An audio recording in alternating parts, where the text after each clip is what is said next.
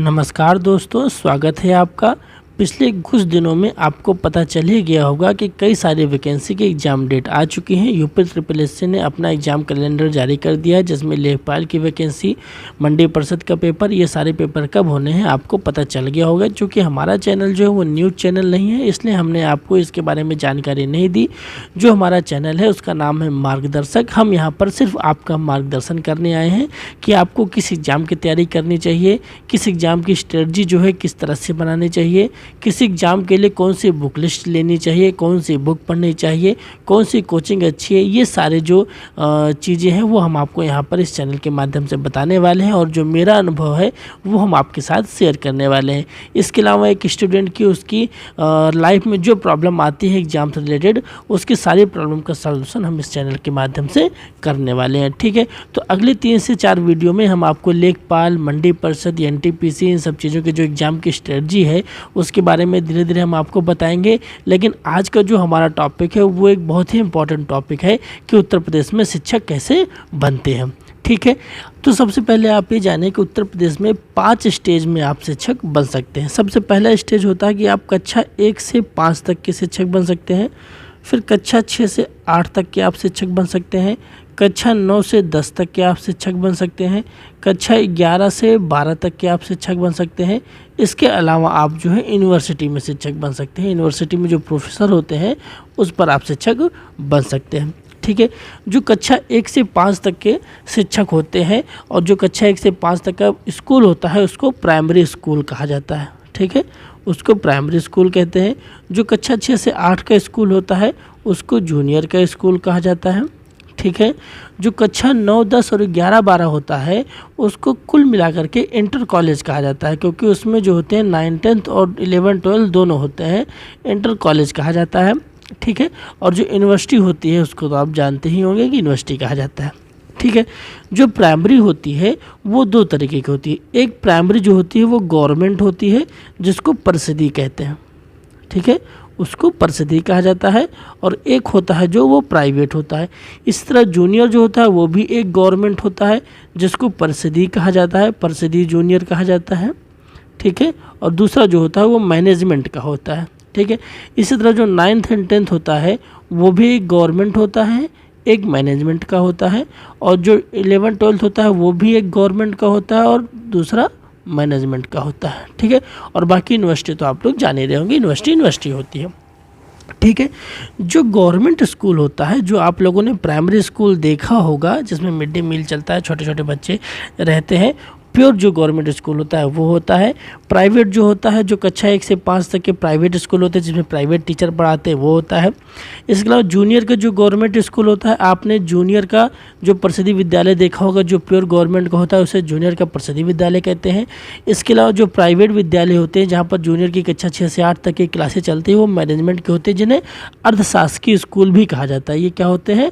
अर्धशासकीय। इसमें कुछ टीचर जो होते हैं वो प्राइवेट रखे जाते हैं और कुछ टीचर जो होते हैं वो सरकार के द्वारा रखे जाते हैं।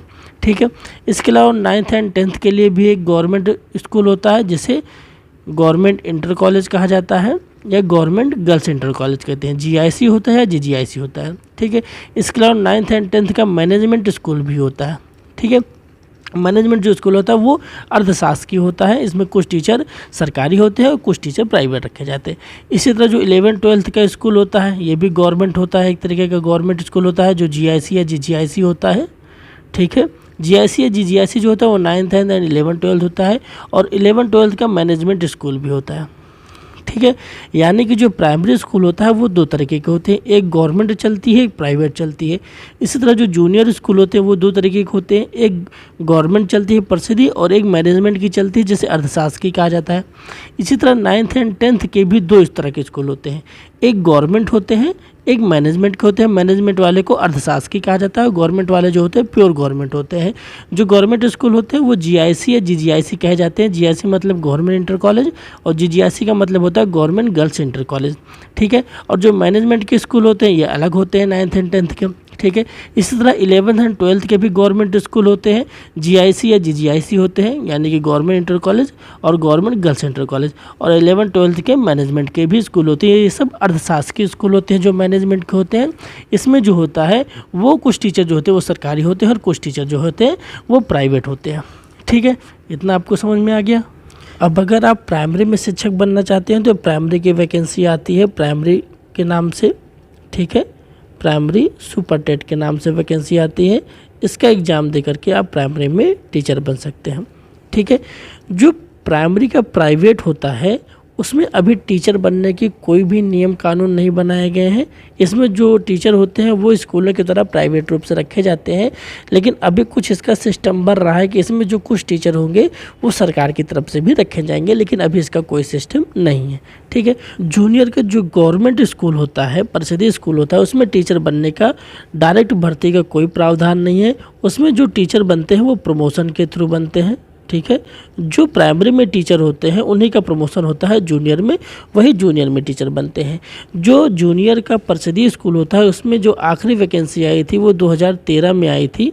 मैथ एंड साइंस के लिए 29,000 की वैकेंसी आई थी, तभी इसमें जो है सीधी भर्ती हुई थी। उसके बाद जूनियर के परिषदीय में अभी तक कोई सीधी भर्ती नहीं हुई है। इसमें जो भी टीचर जाते हैं वो प्राइमरी के टीचर होते हैं, उनका प्रमोशन जब होता है तो वो जो है जूनियर के परिषदीय विद्यालय में जाते हैं।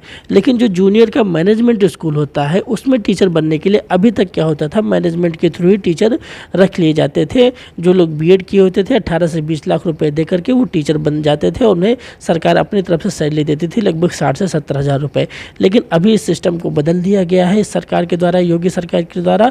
अब क्या किया गया है, अब जो है इसकी सीधी भर्ती की जाती है एग्ज़ाम के थ्रू। इसकी वैकेंसी जो है वो एडेड जूनियर नाम से इसकी वैकेंसी आती है, उसका एग्ज़ाम होता है। उसमें आप जो है पार्टिसिपेट करके एग्ज़ाम में नंबर ला करके आप जूनियर के जो मैनेजमेंट स्कूल होते हैं उसमें आप टीचर बन सकते हैं। ठीक है, इसके अलावा अगर आप 9th एंड 10th में टीचर बनना चाहते हैं वो भी गवर्नमेंट कॉलेज में, गवर्नमेंट कॉलेज कौन कौन से होते हैं, या तो गवर्नमेंट इंटर कॉलेज होते हैं या गवर्नमेंट गर्ल्स इंटर कॉलेज होते हैं। ठीक है, अगर आप गवर्नमेंट सरकारी स्कूल में 9th एंड 10th के टीचर बनना चाहते हैं तो एक वैकेंसी आती है LT ग्रेड टीचर की। ठीक है, इसके थ्रू जो है आप 9th एंड 10th के टीचर बनेंगे, कहाँ पर, गवर्नमेंट स्कूल में। ठीक है, अगर आप 9th एंड 10th के टीचर बनना चाहते हैं मैनेजमेंट स्कूल में तब आपको TGT का पेपर देना पड़ता है। एक TGT की वैकेंसी आती है, इसमें आपके नंबर अच्छे आते हैं, आपकी गुणांक बनती है अच्छी, तो आप जो है 9th एंड 10th के टीचर बनेंगे, कहाँ पर, मैनेजमेंट स्कूल में, जो प्राइवेट होते हैं, अर्ध सरकारी होते हैं। इसमें कुछ टीचर जो होते हैं वो सरकार की तरफ से रखे जाते हैं और कुछ टीचर जो होते हैं वो प्राइवेट रखे जाते हैं। तो जो TGT की वैकेंसी होती है ये सरकार की तरफ से होती है। इसमें जो टीचर बनते हैं वो सरकारी टीचर होते हैं और रखे कहाँ जाते हैं, मैनेजमेंट स्कूल में होते हैं, रखे जाते हैं। ठीक है, और जो LT ग्रेड के माध्यम से टीचर बनते हैं ये प्योर सरकारी टीचर होते हैं ये भी, और ये कहाँ होते हैं, ये प्योर सरकारी स्कूल में रखे जाते हैं। ठीक है, इसी तरह अगर आप 11th-12th में टीचर बनना चाहते हैं और प्योर गवर्नमेंट स्कूल में टीचर बनना चाहते हैं तो एक प्रवक्ता नाम से वैकेंसी आती है। ठीक है, UPPSS आयोग के द्वारा कराया जाता है, उसका एग्ज़ाम देकर के आप गवर्नमेंट कॉलेज में 11th-12th में टीचर बन सकते हैं। लेकिन अगर आप 11th-12th में टीचर बनना चाहते हैं मैनेजमेंट स्कूल में, यानी कि जो अर्धशासकीय स्कूल होते हैं, जो प्राइवेट स्कूल होते हैं जिसमें कुछ टीचर जो सरकार के द्वारा रखे जाते हैं, तो अगर आप उसमें टीचर बनना चाहते हैं तो आपको जो है PGT का पेपर देना पड़ता है। ठीक है, PGT के माध्यम से जो टीचर होते हैं वो प्योर सरकारी टीचर होते हैं, लेकिन वो टीचर कहाँ बनते हैं, मैनेजमेंट स्कूल में बनते हैं, जो प्राइवेट या अर्धशासकीय होते हैं, जिसमें कुछ टीचर जो है सरकार के द्वारा रखे जाते हैं। ठीक है, तो अगर आपको जो है प्राइमरी के गवर्नमेंट स्कूल में टीचर बनना है तो आपको सुपर टेट देना पड़ता है। ठीक है, जो प्राइमरी की वैकेंसी होती है उसका पेपर देना पड़ता है। ठीक है, अगर प्राइमरी के प्राइवेट में आप टीचर बनना चाहते हैं इसके लिए अभी कोई रूल नहीं है। अगर जूनियर के गवर्नमेंट में आप टीचर बनना चाहते हैं तो प्रमोशन के थ्रू बनते हैं, इसके लिए कोई सीधी भर्ती नहीं होती है। लेकिन अगर जूनियर के मैनेजमेंट में आप टीचर बनना चाहते हैं तो एडेड जूनियर की वैकेंसी होती है, हमने आपको इसको बता ही दिया आपको इसके बारे में। ठीक है, इसके थ्रू आप टीचर बन सकते हैं। और अगर 9th एंड 10th में अगर आप टीचर बनना चाहते हैं गवर्नमेंट स्कूल में तो आपको LT ग्रेड की वैकेंसी का पेपर देना पड़ेगा। और 9th एंड 10th में अगर आप मैनेजमेंट स्कूल में टीचर बनना चाहते हो तो आपको TGT का पेपर देना पड़ेगा। इसी तरह अगर आप 11th-12th में टीचर बनना चाहते हैं गवर्नमेंट कॉलेज में तो आपको प्रवक्ता नाम से एक वैकेंसी आती है UPPSS आयोग के द्वारा, उसका पेपर देना पड़ेगा। और अगर आप 11th-12th में टीचर बनना चाहते हैं मैनेजमेंट स्कूल में जो प्राइवेट अर्थशास्त्री होते हैं तो आपको PGT का पेपर देना होगा। ठीक है, जो गवर्नमेंट स्कूलों के लिए एग्जाम होता है जैसे एलटी ग्रेड और जो प्रवक्ता होता है, इसका जो एग्ज़ाम होता है वो यूपी पीसीएस आयोग के द्वारा कराया जाता है, ठीक है। और जो टीजीटी पीजीटी की वैकेंसी होती है, ये जो एग्ज़ाम होता है, ये जो होता है वो माध्यमिक शिक्षा सेवा चयन आयोग कराता है, ठीक है। इतना आपको समझ में आ गया होगा। अब हम आपको हर वैकेंसी के बारे में बताने वाले हैं कि किसके लिए क्या आपके पास एजुकेशनल क्वालिफिकेशन होने चाहिए, ठीक है। तो सबसे पहले हम प्राइमरी की बात कर लेते हैं। प्राइमरी गवर्नमेंट स्कूल जो प्रसिद्धि होते हैं उसके बारे में बात कर लेते हैं। चलिए, तो सबसे पहले हम प्राइमरी सुपर टेट के बारे में देख लेते हैं। अगर आपको प्राइमरी का सुपर टेट का पेपर देना है तो आपको सबसे पहले ग्रेजुएशन कंप्लीट करना होगा। ग्रेजुएशन के बाद आपको डीएलएड की डिग्री लेनी होगी। अगर आप प्योर जो है प्राइमरी में टीचर बनना चाह रहे हैं तो आपको डीएलएड की डिग्री लेनी होगी, या अगर आप उत्तर प्रदेश में शिक्षक बनना चाह रहे हैं तो आपको बीएड की डिग्री लेनी होगी, ठीक है। ये दोनों टीचिंग की सर्टिफिकेट है, टीचिंग की ट्रेनिंग है, इन दोनों में से आपको कोई एक करना पड़ेगा। उसके बाद आपको टीईटी या सीटेट का पेपर पास करना पड़ेगा, ठीक है। इसको आप तरह के समझ लीजिए, एक जो है ये प्री का पेपर होता है, ठीक है। इन सब चीज़ों के बारे में हम आगे आपको डिटेल से समझाएंगे, ठीक है। ये तीनों चीज़ें करने के बाद ही आपको जो है जो सुपर टेट का पेपर आता है, प्राइमरी में जो वैकेंसी आती है उसमें बैठने का मौका मिलता है। आप ग्रेजुएशन तो करेंगे ही करेंगे, उसके बाद आपको टीचिंग की ट्रेनिंग लेनी पड़ेगी, या तो आप डिप्लोमा एंड एलिमेंट्री एजुकेशन यानी कि diploma in elementary and education आप इसमें डीएलएड की डिग्री लेंगे, या बैचलर इन एजुकेशन आप बीएड की डिग्री लेंगे। इसके बाद आप टेट या सीटेट क्वालिफाई करेंगे, ये केवल क्वालिफाइंग नेचर का होता है। इसकी जो नंबर होते हैं वो मेरिट में आपके जो सुपर टेट देंगे उसमें मेरिट में नहीं जुड़ते हैं। फिर आपकी वैकेंसी आती है प्राइमरी की, उसमें आप नंबर ला करके प्राइमरी टीचर बन जाते हैं, ठीक है। जो जूनियर का पेपर होता है, जूनियर के जो गवर्नमेंट होते हैं उसमें प्रमोशन के द्वारा होता है, उसमें कोई भी सीधी भर्ती नहीं होती है, ठीक है। लेकिन जो गवर्नमेंट का मैनेजमेंट स्कूल होता है उसमें जो एडेड जूनियर की वैकेंसी आती है, अगर आप उसमें टीचर बनना चाहते हैं तो उसके लिए भी यही सारे जो होते हैं एजुकेशनल क्वालिफिकेशन चाहिए होते हैं। उसके लिए भी आपको ग्रेजुएशन करना पड़ेगा, आपको डीएलएड या बीएड की डिग्री लेनी पड़ेगी, ठीक है। उसके बाद आपको टेट या सीटेट क्वालिफाई करना पड़ेगा, ठीक है। टेट या सीटेट जो होते हैं दो तरीके के होते हैं, एक टेट या सीटेट होता है प्राइमरी लेवल का, एक टेट या सीटेट होता है जूनियर लेवल का। अगर आप प्राइमरी का सुपर टेट देने जा रहे हैं तो आपको टेट या सीटेट प्राइमरी लेवल का क्वालिफाई करना पड़ेगा, और अगर आप जूनियर का एडेड जूनियर की वैकेंसी का एग्ज़ाम देने जा रहे हैं तो आपको टेट या सीटेट जो होता है वो जूनियर लेवल का क्वालिफाई करना पड़ेगा। उसके बाद प्राइमरी के लिए अलग सुपर टेट की वैकेंसी आती है और जूनियर के लिए अलग सुपर टेट की वैकेंसी आती है, और उसका एग्ज़ाम दे करके आप जो है टीचर बन सकते हैं। मतलब कि जो एडेड जूनियर का अगर आपको एग्ज़ाम देना है उसके लिए जो एजुकेशनल क्वालिफिकेशन चाहिए होती है वो वही प्राइमरी लेवल की चाहिए होती है, ठीक है। इसके बाद अगर आपको एलटी ग्रेड का एग्ज़ाम देना है तो इसमें आपको सबसे पहले ग्रेजुएशन करना पड़ेगा, दूसरे नंबर पर आपको बीएड करना पड़ेगा। इसमें जो डीएलएड होता है वो मान्य नहीं होता है। पहले क्या होता था, जो डीएलएड यानी कि जो बीटीसी होता था उसकी डिग्री लेने वाले केवल प्राइमरी में अध्यापक बन सकते थे कक्षा 1 से 5 तक के, और जो बीएड की डिग्री वाले होते थे वो कक्षा 6 से लेकर के 12 तक के अध्यापक बन सकते थे। लेकिन अभी नियम चेंज हो गया, अभी कर दिया गया कि जो डीएलएड वाले होते हैं वो कक्षा 1 से 8 तक टीचर बन सकते हैं, ठीक है, और जो बीएड वाले होते हैं वो कक्षा 1 से 12 तक टीचर बन सकते हैं, ठीक है। तो इसलिए जो डीएलएड होगा वो 9 से 12 तक एलिजिबल नहीं होगा, तो यहाँ पर आपको बीएड करना पड़ेगा।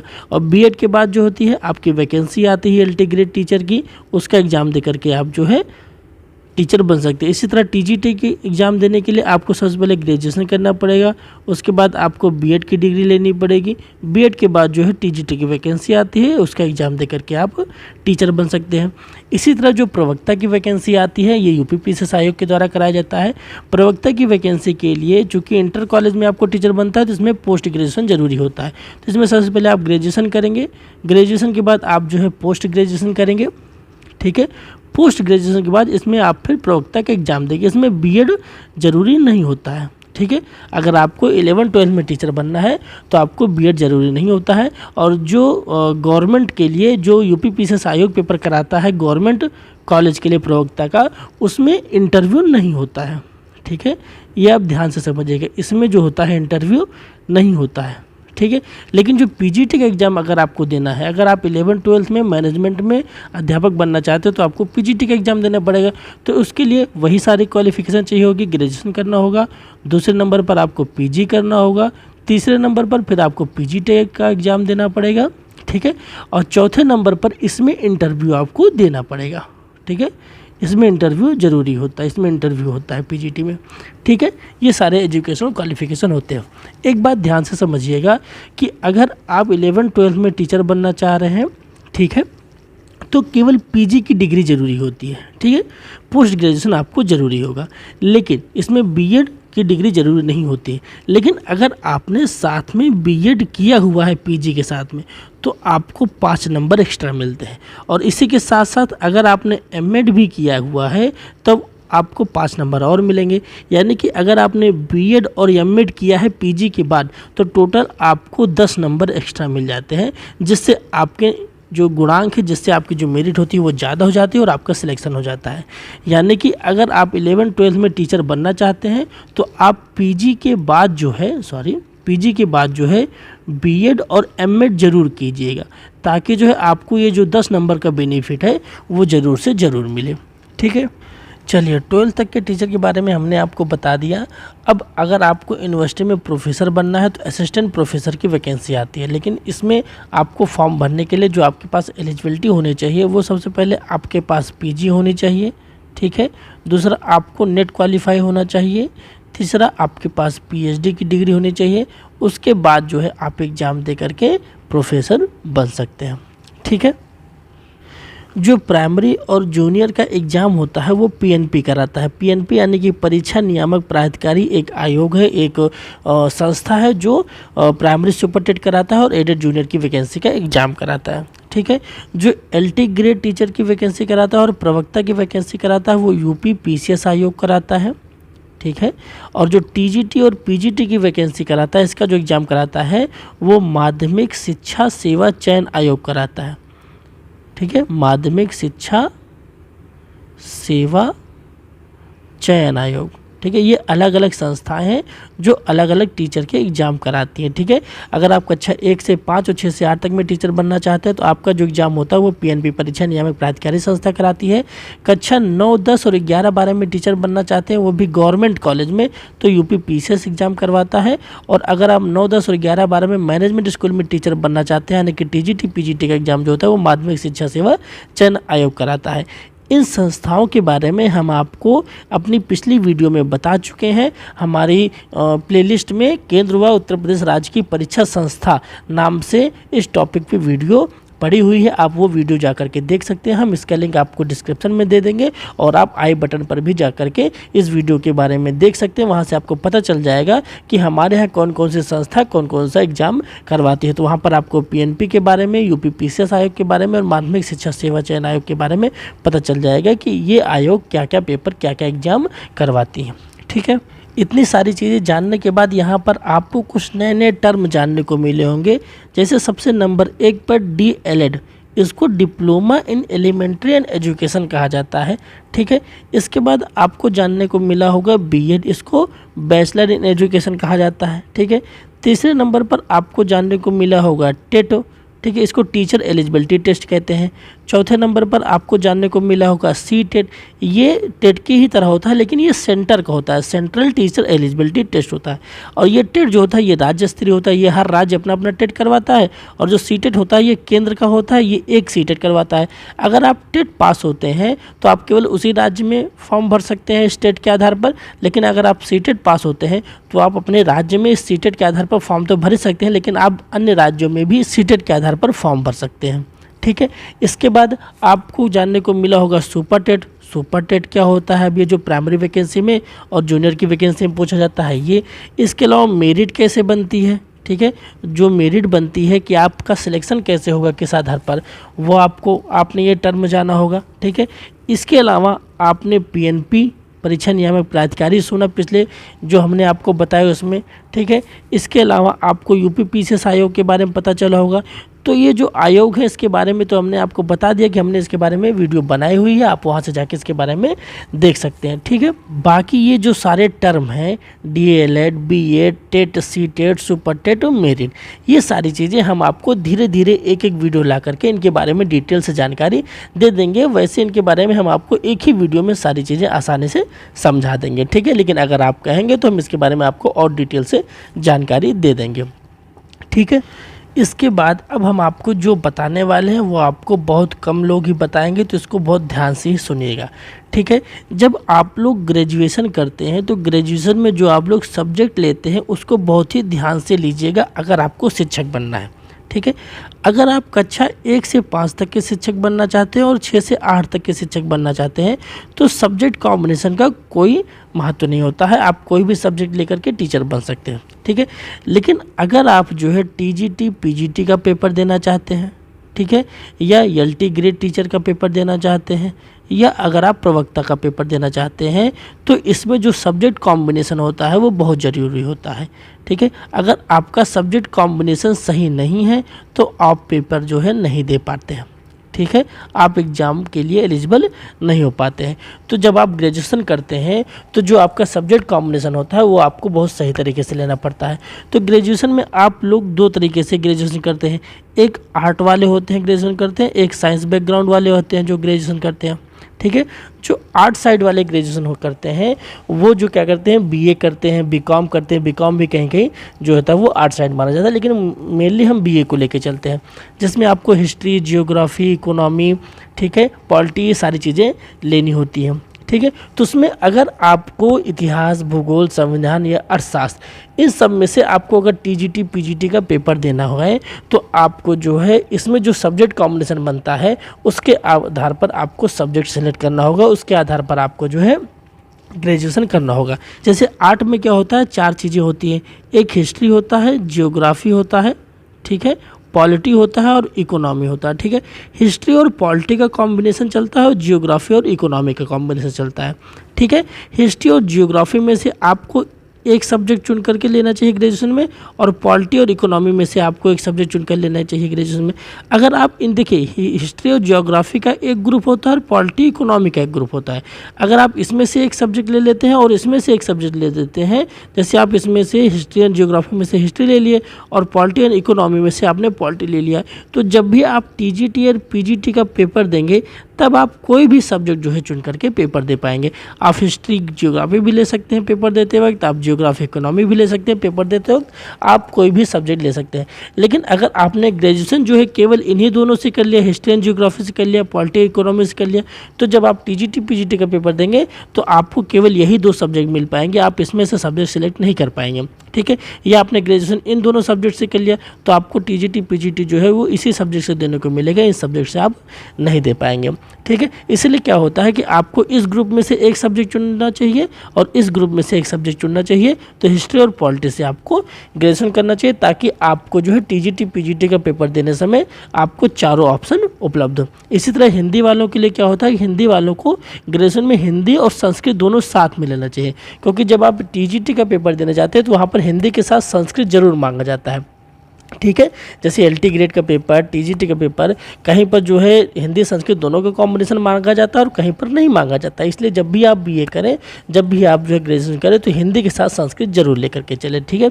ऐसे साइंस बैकग्राउंड के लोग जो होते हैं, ठीक है, उसमें जो बीएससी करते हैं उनके लिए जो साइंस बैकग्राउंड होता है वो फिजिक्स, केमिस्ट्री, मैथ लेकर के चलते हैं, ठीक है। लेकिन जो उनका लास्ट ईयर में सब्जेक्ट होता है, जैसे लास्ट ईयर में केमिस्ट्री छोड़ दिया तो फिजिक्स और मैथ बचा, तो फिजिक्स और मैथ से ही टीचर बन सकते हैं, किसमें टीजीटी पीजीटी में या एलटी ग्रेड के या प्रवक्ता का पेपर दे सकते हैं, ठीक है। लेकिन साइंस बैकग्राउंड से अगर आपने बीटेक किया है तो बीटेक वाले जो होते हैं वो मैथ से टीचर नहीं बन सकते हैं, साइंस बैकग्राउंड की इनका नहीं माना जाता है। होते तो साइंस बैकग्राउंड के हैं लेकिन ये हायर लेवल में 11, 12 में, 9th एंड 10th में मैथ एंड साइंस से टीचर नहीं बन सकते क्योंकि इनका कोर सब्जेक्ट नहीं होता है। इसलिए बीटेक वाले जो होते हैं वो टीजीटी पीजीटी का एग्ज़ाम के लिए एलिजिबल नहीं होते हैं और जो बीएससी वाले होते हैं वो एलिजिबल होते हैं, ठीक है। तो जो बीएससी वाले हैं उनको जो सब्जेक्ट लेना चाहिए वो अपना सब्जेक्ट कॉम्बिनेशन देख के चलना चाहिए, और जो बीए वाले हैं उनके लिए सबसे ज़्यादा कठिनाई होती है सब्जेक्ट कॉम्बिनेशन करने में, ठीक है। और हिंदी वालों को हिंदी संस्कृत दोनों साथ में लेना चाहिए, ठीक है। इसके बाद जब आप लोग ग्रेजुएशन कर लें, आप लोग एग्ज़ाम दे लें, तो आप लोग ये लोग ज़रूर समझिए अगर आपको टीजीटी पीजीटी का एग्ज़ाम देना है तो आप लोग ग्रेजुएशन के बाद जो है आप पोस्ट ग्रेजुएशन भी कीजिए, आप लोग बीएड भी कीजिए, आप लोग एमएड भी कीजिए, ठीक है, हमने आपको बताया अगर आप पीजीटी का पेपर देने जा रहे हैं तो आपको बीएड के 5 नंबर और एमएड के 5 नंबर मिलेंगे। ठीक है, क्योंकि पीजीटी के एग्ज़ाम में या प्रवक्ता के एग्ज़ाम में केवल जो एलिजिबिलिटी क्राइटेरिया होता है वो केवल पीजी मांगा जाता है। ठीक है, लेकिन जो बीएड या एमएड किया होता है उसको 10 नंबर एक्स्ट्रा मिल जाते हैं, जिससे उसका मेरिट जो होता है वो हाई हो जाता है और उसका सिलेक्शन हो जाता है। ठीक है, उम्मीद है आपको ये सारी चीज़ें समझ में आ गई होंगी कि उत्तर प्रदेश में शिक्षक कैसे बना जाता है, किस लेवल पे किस तरह के पेपर होते हैं, कक्षा 1 से 5 तक के कैसे पेपर होते हैं, 6 से 8 तक के कैसे टीचर बन सकते हैं, 9 से 10 और 11 से 12 में कैसे टीचर बन सकते हैं और यूनिवर्सिटी में कैसे टीचर बन सकते हैं। ये चीज़ें आपको आसानी से समझ में आ गई होंगी। अब नेक्स्ट वीडियो में जो एग्ज़ाम की डेट आ चुकी है उनकी स्ट्रेटजी के बारे में, किस तरह से तैयारी करें, इन चीज़ों के बारे में हम आपको बताने वाले हैं। ठीक है, आपको हमारा ये वीडियो कैसा लगा आप हमें कमेंट बॉक्स में ज़रूर बताइएगा। तब तक के लिए धन्यवाद।